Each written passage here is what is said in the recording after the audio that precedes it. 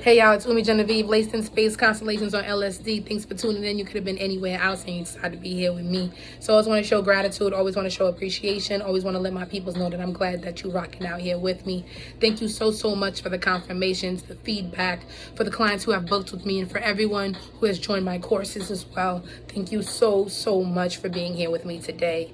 So guys, it's Scorpio season. This weekend is the new moon, and I just really wanted to come into just being conscious of what Scorpio energy, what this platonic energy is, and also letting everyone know to have a safe, happy, healthy new moon energy. Be conscious of this platonic energy. It is connected to the reproductive health, the sacral chakra, so it does bring some intimate domestic issues or domestic conversations that needs to be had. So right now, being conscious of this week with Uranus energy opposing the sun, also with the energy of Mars conjunct the sun, it's really going to open up conversations. Who do I really want to share with? How do I really want to share with you? And is it worth it? Especially based on trust. Specifically for the fixed signs, Taurus, Leo, Scorpio, and Aquarius. Shout outs to y'all. So Scorpio energy, we're going to talk about Scorpio dominant, Scorpio on the rising, and we're going to break it down through houses. And just the overall basis on how the Scorpio, the platonic energy operates. So with Scorpio energy, it is highly developed. It has highly developed investigative abilities, which it gives it great intuitive abilities. It's researched, it ponders, it dives into certain types of concepts, feelings, emotions, thought processes to come in with some sort of conclusion, hypothesis, medicine. Because these are the healers, the psychologists of the chart. And since it does rule reproductive health, it'll find that a lot of its learnings and its transformational energy is through the sacral chakra, is through others, and how they share their resources through others. Now, with this energy being associated with Mars, yes, it's home to Pluto, but it's also associated with Mars. And since it's associated with Mars, it does make Mars uncomfortable. You would really have to be a very evolved platonic energy for you to operate in your Mars in ways where it doesn't become emotionally combative, emotionally intense. Why? Because this energy does well more in Aries, a fire energy. Because with Aries, it's more directional and it's more of its own. With Scorpio, it's shared resources. So with Mars coming here, it doesn't know if it's my own feelings or if it's our feelings. So just being conscious of being very highly developed, emotionally developed in Scorpio for you to feel like this placement is strong because it's already fall in water, Mars and Cancer. So when it comes into Scorpio, not only is it fall, but it now feels psychologically impaired in certain ways, emotionally impaired, specifically in intimate relationships. So this energy needs to be really evolved in self, belief, awareness, and many times it will go through very transformational energy, destructive energy, to really find out how to stand still and sustainable, even when you're in the deepest of love and commitments. So just the basis there of Scorpio. And this, as a Scorpio energy, this is even bigger than you. This is connected to your parents, because your chart is ancestral. So your parents even come from this kind of transformational, combative, intense love connection, which will follow you as well throughout life. So we're going to put Scorpio as the rising, but this can also connect to you as well if you also a Scorpio stellium or have strong Scorpio dominance, especially if they're in angular houses, 1st, 4th, 7th, or 10th. We're going to put Scorpio at the top of the chart. We're going to center it. So when you have Scorpio in the first house is how you come off. It's the first thing people observe when you walk in the room. It also rules your parents' connections on how they asserted the relationship and how they got along and how they couldn't get along together and separately. This space is also your starting point for your chart, so it's how you assert everything. It's how you go towards everything, your first house. It's how energy should also come towards you to be able to receive you and open up your Pandora's box, your full natal chart. So as a Scorpio rising, you'll feel like people have to come to you in a very platonic way, or they do come towards you in a platonic way. Aggressive, intense. You may feel like you attract emotionally intense people. You attract platonic energies. And that many times what really opens you and really guides you into this self-development awareness is sometimes being able to endure take on people's pain, hurt, baggage within this energy. So in this lifetime, it's going to really ask you as a Platonic Scorpio dominance rising to really be conscious on who you share yourself with and the oppositions that may come through that, the Mars, the defenses. Now with Platonic being on the rising, Scorpio rising, Pluto rising energies, because Pluto's associated with this, you come in life hard, just like Aries energies. Aries sun signs can be known to be, or Aries dominance rising can be known to come in premature, breached, spaces where even the birth was even uncomfortable. Scorpio risings as well. You come in hard, and because of this, just like Aries risings, Mars risings, you can have a very grim, defensive mindset, perspective, outlook on life.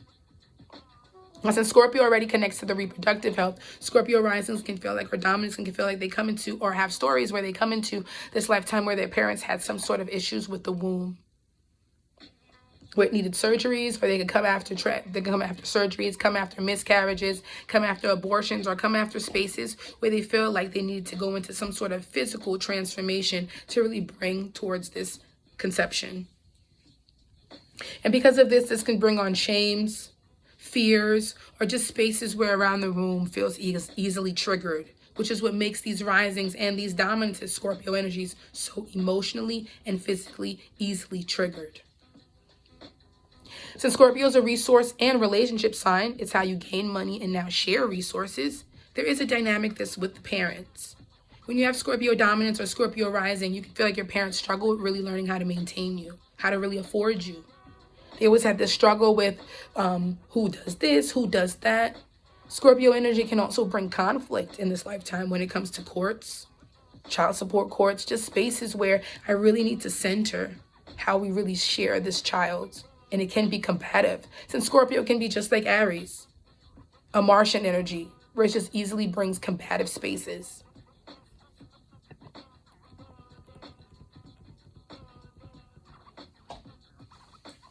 Now, since this energy is also connected to the reproductive health, Scorpios may feel like at times in their life, they may have to go through certain types of abstinence.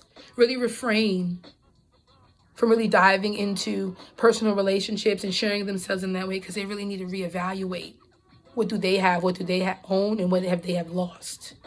So these placements are very notorious for having to take breaks or needing to take breaks from their love life. A lot of them can feel like they've never really been single, or they've never really given themselves a chance to be alone.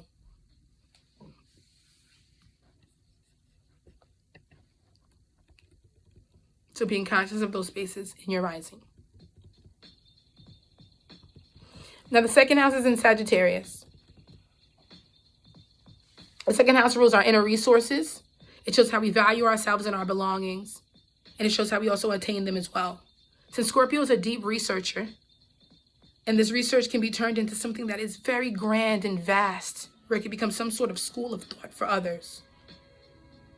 This can be the basis of what brings a lot of resources for Scorpio. Writing a book, going into some deep study, starting up some sort of directory, some sort of encyclopedia, some sort of information center for others. You're really good at that, and you can gain a lot of resources because of that. Now, this energy can even be turned into different dialects, where other cultures can even like the type of research that you're doing. You may even find that what gets you to this type of research is through diving into other cultures, dialects, which now brings you into this more of a remix of this psychological school of thought that you want to come into. So it's very important if you have Scorpio dominance or Scorpio children early on to help them open up their minds into different types of cultures, backgrounds, questions, to help them find this great study that they are here to find, that they will do. They're specialists, especially Scorpio dominance in some capacity. Now, since Sagittarius energy is in the second house, it does throw the second house off.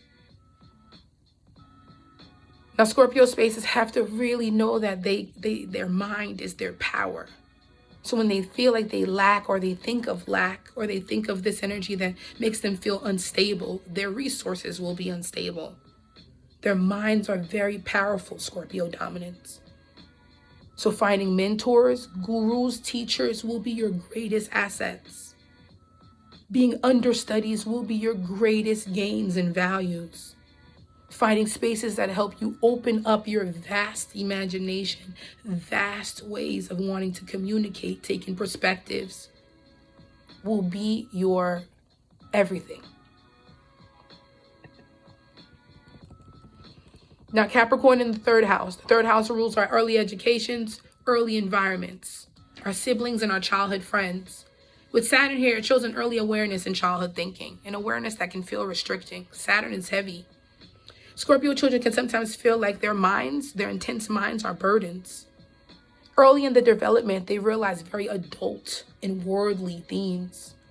And since Saturn is associated with the root chakra, Scorpio risings can feel like early on they're aware of this. That's why I got to be careful with these children that they don't come into, being molested early, touched early, or just in spaces where they're open to this death early, this root chakra, things that fear us early, because they're susceptible to that within these spaces. Now, this can put a survival mindset in Scorpio energies. So early on, they're going to need Saturn, authorities, mentors, like we spoke before, that guide them into these perspectives, into these thoughts, school of thoughts. Because if not, they can even scare themselves, feel like something's wrong with their mind, that their mind needs constant discipline. Which is true, but you don't want the Scorpio child or the Scorpio dominant to now feel like they are evil-minded, bad, because early on this energy can feel that way, but it's because they have an early awareness of very Saturnian, worldly concepts in their mind. Now in the fourth house, it's Aquarius. The fourth house is our family, our home, and our ancestral space. With Saturn here again, it does bring a detachment to family. This can carry out throughout early in life until the Saturn returns. So Scorpio rising and Scorpio dominance may find that it's not until after their Saturn return that they really center what family means and comes back home into certain capacities. Since Saturn and Uranus is associated with Kronos, and in mythology, Kronos beheaded his father, went against the family name, Scorpio energies can also feel connected to that, where they're not as connected to their fatherly space or home space, where they feel like they also come into themes where they have to reject bloodline, biologicals in some capacity. And also because Aquarius is here, Scorpios are known to be in blended families, create them or come from them, where they have step parents or their stepchildren within this space as well. And this energy is very susceptible in being step parents themselves. Now, also with this energy being here, since Aquarius does square Scorpio, the rising, there is some parent trauma, child and parent trauma here within the space. Scorpio, just like Aquarius energy, can feel orphaned in life, as if they come into this very survival mode early, especially since Scorpio is here. Anytime their mother or parent is in a relationship, or there could be a relationship dynamic that makes them feel hindered to being closer to their parent. Their parents always is in something outside of them, preoccupied, invested in. And it can be very Martian, traumatic, defensive, triggering for this energy as well. And many times Scorpios, since Aquarius is here, usually gears towards the families that they create rather than the families that they come from anyway. They're relationship signs. So they're more into their partners and what we create from there, rather than from their parents. Because a lot of times Scorpio energy can show that parents struggled with finding the proper partnerships, the proper commitments.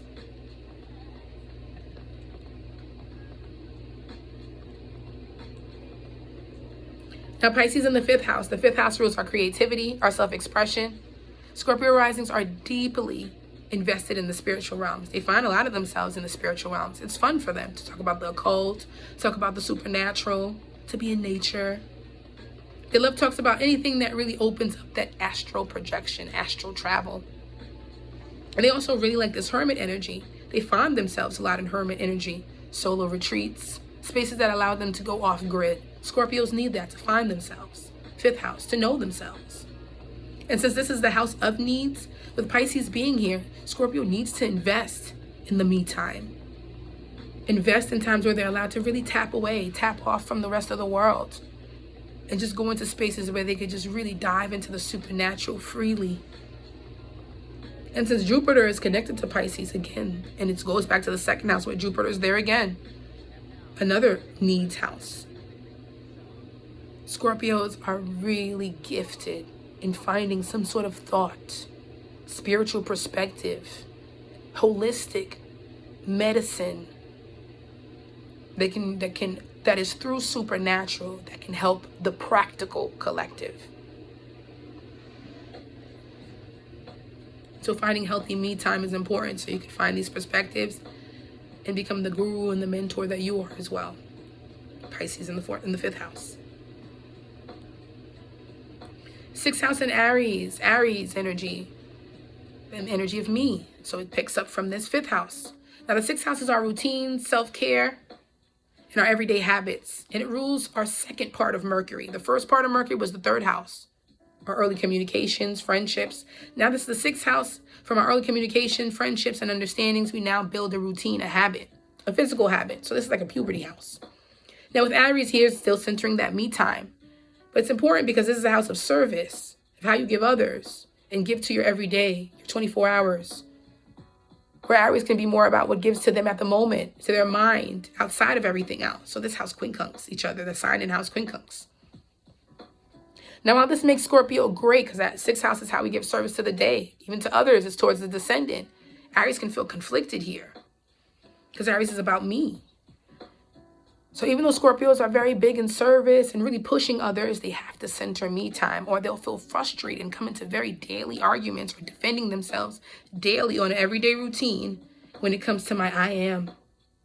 This is why these energy in Scorpio can be known to just be pissed off 24/7 or really defensive 24/7, especially when it comes to who they deal with on an everyday basis. Moody, intense souls. Because these energies from the rising can feel like they're very, very giving. But in the sixth house, if you were to look at it and put Aries there, they feel like a lot of times they're pushing, initiating, and working more on others and being of service to others than themselves.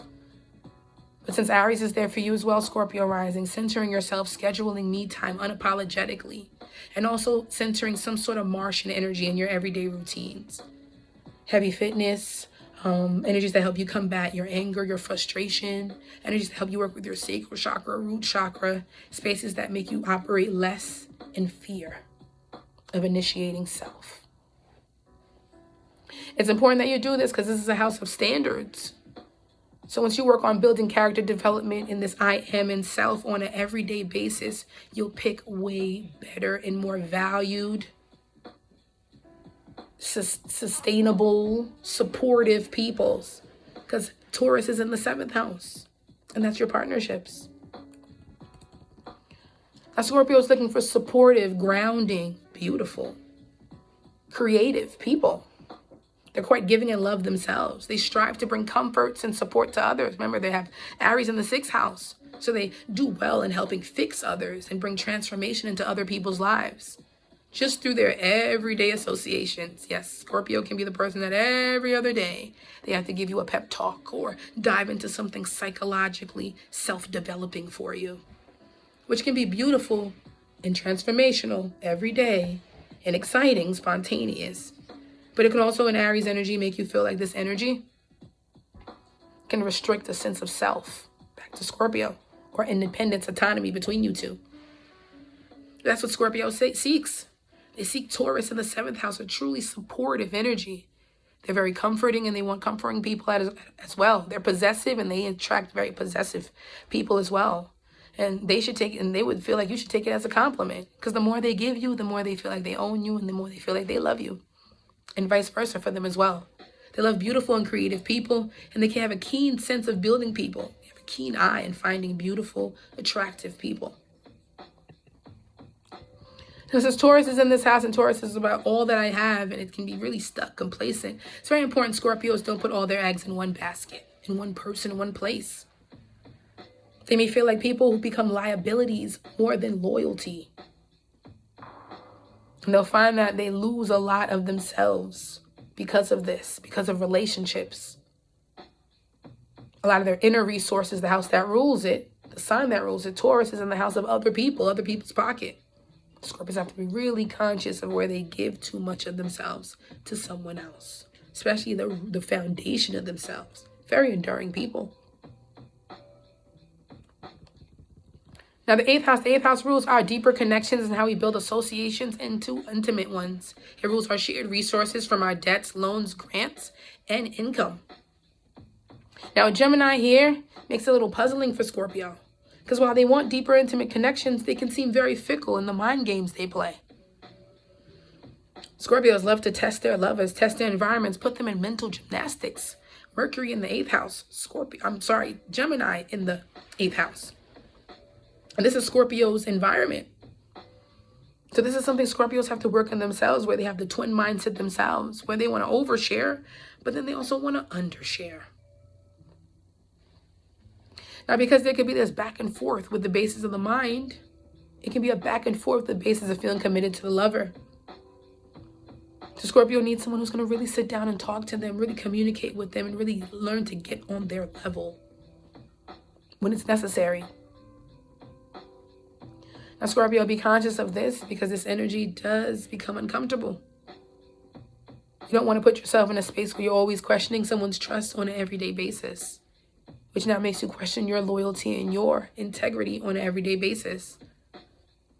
Communicate, say what you mean. Reiterate what you mean before you say them. Work on the energy of mind, balancing out your very inquisitive, fast-moving mind, so it doesn't make you feel like you're always in a space of not trusting relationships that you're physically already investing in. Now, again, Gemini is double-faceted, multifaceted, just like Sagittarius. So it opens up the energy of Scorpio walking into and coming into, keeping that inquisitive energy. So you could have multiple streams of income. So you could have multiple spaces to gain. This also shows that a lot of people are going to want to help you based on the way you give them information. So Scorpio, you'll find that people come along the way to give you opportunities, to put you in projects, because of the way you commit and mentally stay strong for them. They want to pay you. They want to support you. That basis there. The 9th house in Cancer. Now, the 9th house is our beliefs, our travels, and adult education. Now, since Cancer is connected to the moon, with the moon here, it does show Scorpio's heightened emotional intelligence. They are natural at creating, like before, the school of thought, a platform of thought. The information they investigate can be picked up by the masses, likely to be picked up by the masses or by huge establishments, corporations. Now, they become quite vulnerable in their older age, and they move back into a nostalgic space. And like saying before, this also adds on needing to come back home or to a nostalgic space right before I have children or after, and right before I get married or after. There's a need to come back home, especially as we move towards our Saturn return. Now, there'll be an energy that acts as Scorpio dominance. Do they want to keep their energy for the underdog or for the masses? Do they want to gentrify it or keep it something that's underground?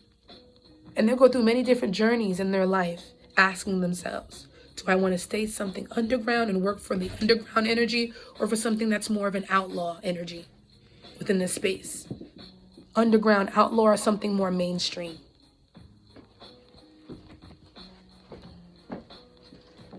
Now, with Leo in the 10th house, since Leo is here, it can indicate being the first child and the only child many times in our family. Leo showing here does show a certain dominance in a lot of Scorpio risings and Scorpio energy when they can be centered as a specific child. Now, this can even happen even if it's in a blended family. This can still make the child centered as being the first in certain ways. And because of this, they'll find a lot of times Scorpio risings come into leadership positions, where even if there's a position that's created for you, just like blended families, Scorpios can easily walk into spaces where we didn't even have this position, or we didn't even have this title at this job, but because we see this quality in you, we'll create this position for you. And a lot of Scorpios can atone to being the first to create a position for themselves, or being first to create or remix a certain career path and making it unique to their eyes, to their studies, to their perspectives. Scorpios are really big in doing that. Now, since Leo is also here and it squares the rising, Scorpios may struggle with being coming into the limelight and also being praised in the limelight. Now, Leo here can mean that dad struggled with coming into your life. Dad struggled really showing his highest self in your life. And he could have shamed your mother or shamed you or felt shamed himself. And because of this, you may find that you struggle with seeing the masculinity in yourself and in the masculinity, especially as a woman, in other men, where we are mistrustful of the opposite sex or mistrustful of how the opposite sex comes together or mistrustful in our sexuality. And a lot of platonic energy, Scorpio risings can come into that where they may feel like they don't really know how to come into love. They don't really know how to trust in love. And also where they can come to periods of, like we spoke before, of abstinence, where they can feel like they now don't really know what partnerships mean. Do they even want it?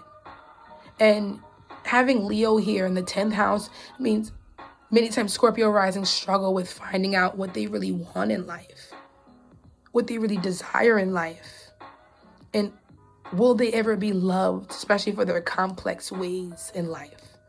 So taking on praise and taking on really feeling supported by others can be really a difficult concept for Scorpios to come into and really feel trusted in. Especially since the 10th house squares the rising, there could be abandonment issues with certain parents or projection issues with certain parents where you don't really feel seen. You're not really feeling praised for who you really are. And remember, you could come from something blended, Aquarius in your 4th. So already feeling like you're an outcast, an alternative, and outlaw yourself through this placement. Now, since Leo is a resource sign, a money sign, it sits at the top of the chart, you are the resource handler of your family. There's a real full capacity that you can be the money management in the family, the strong economics in the family. You're really connected to inheritances in your life through family and through relationships, through marriage. You can gain a lot as well with Scorpio rising and with Leo being here as well. Maybe you may not see the light in yourself, but other people definitely see how you bring light into the end of the tunnel for them. So they want to pay you for it.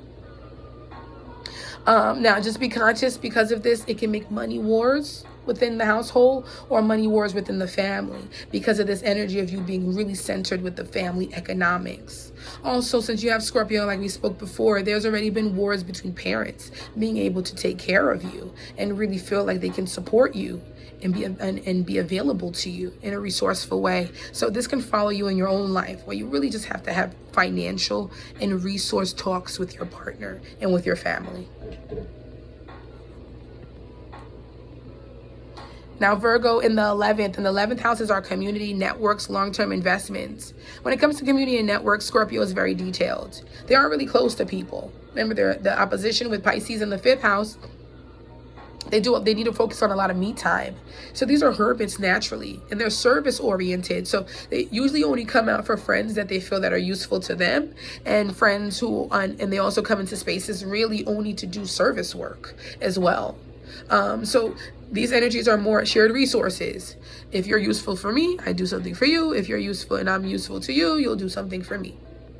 And Scorpios can operate in that way. It's best they operate in that way. That's why resource talks, sharing talks should be very important, because these signs are really big on service, really big on spaces where you're detailed, specific, and wanting to keep them in your life and wanting to know the standards on how to keep them in your life. And they'll do the same for you. So they want helpful friends because they're helpful friends themselves. That basis there. They want people that don't mind sharing the load because they don't mind sharing the load themselves. And they may only attend certain functions and social settings if they're obligated to, or if they have a specific service or work to do there. Many times they rather go on solo journeys or journeys with their partners. And in the long run, they'll realize living a minimalist lifestyle is going to be the most important, and why their health is the most important. Scorpio dominance as they get into later parts of their life.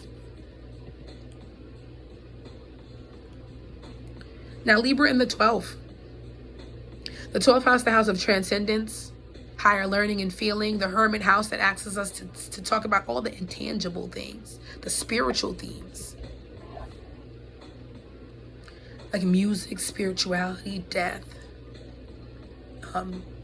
Energies that open up astral projection, astral thinking. And it's also the house of our undoing. Now with Libra here, and this energy, Scorpio has to be conscious of. It can be a misery likes company type of placements, and Scorpio has to be conscious that they don't become those type of people. Where because they're going through turmoil and they're going through something intense, they have to bring something along with them. The 12th house in Libra shows that they like to do that, or they can be unconsciously doing that. It's the Scorpio that will want to sit alone, but want you to sit alone with them and ponder with them and center on this issue or this 12th house, this intangible feeling with them. And because of this, it can bring on, bringing in partners that bring in more of that demise, more of that undoing, or partners that can feel like they have always engulfed in Scorpio's undoing shadow work. Scorpio has to really, back to that 6th house, the opposition of 12, Aries, really work on the me time and really work on the same energy where they push character development and force in others in their own life so that they know not to bring the misery, loves company type of themes in their environment. But they don't bring in spaces where they feel like only way a partner is true and loyal to them is if they suffer and stay in the dark with them. And that they don't do the same thing as well for others because they're prone to this. Now, since this is a relationship sign, it's in the 12th house of secrets, hidden spaces, Scorpios have to be conscious of this, that they don't fall into love triangles, infidelity, secret affairs, because they like to do this. They like to sit in a dark room alone with someone who wants to do the shadow work. And 12th house is not always a house that everyone wants to openly, because it's a hidden house, expose. So Scorpios can fall into that, where they're hidden partners or they have hidden partners. And this could just bring more of the issues with the sacral chakra, reproductive health. And now we come full circle with what they come from and keep repeating it. Which is why it's very important in this lifetime for Scorpios to really work on their own sacral, their own desire, their own wants and needs. Really work on the energy of what's sitting on the descendant in the relationship houses, since that's what they ruled. And all those signs are more the houses of me. So Scorpio needs to work on me so I could really share for we. And the energy will balance out well. And that's why this placement throughout life will always come into spaces where it has to balance out this lover boy, lover girl in them, this partnership sign, with the same energy that wants them to balance out this selfishness, this self-awareness, this fully autonomous side, Mars. And that's why it struggles in Mars. But evolved Scorpio will do very well in Mars. Because an evolved Scorpio knows that I can never give if I don't feel satisfied, full, and balanced for myself. Because the more they do feel satisfied, full, investigated, and self and balanced, they'll be able to give on and on and on and on and on. These are Energizer bunnies just like Aries, and they have the emotional capacity to keep on as well. So happy birthday, Scorpios. Happy birthday, gangsters. I hope you guys have a great, great birthday. Thank you so much for staying through this video with me, rocking out with me. And I'll see y'all on the other side. Bye, y'all.